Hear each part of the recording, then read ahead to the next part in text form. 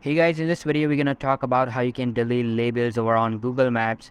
But before we start, make sure to hit that subscribe button. It really helps me out. Alright, so let's get started. First of all, open up Maps.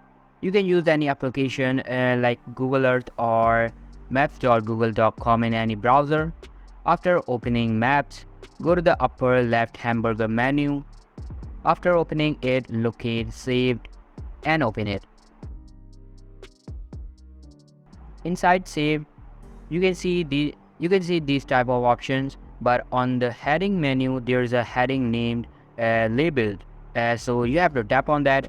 Here you will see any of the label location you have saved. If you tap on these three dots menu of any label, you will see the option remove label. Just tap on it and you have done.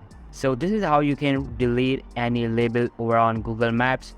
If you found this video helpful guys, then make sure to give this a huge thumbs up. Thanks for watching.